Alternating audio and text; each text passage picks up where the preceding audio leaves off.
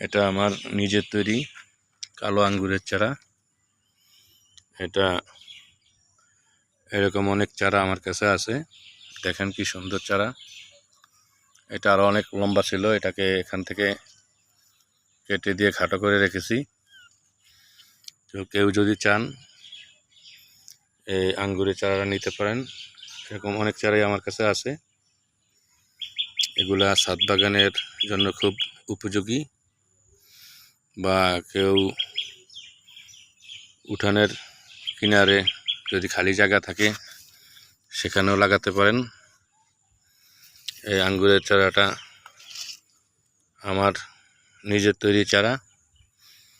এটাতে আঙ্গুর ছিল, কিন্তু কলপ করার কারণে আঙ্গুরটা ঝরে গেছে।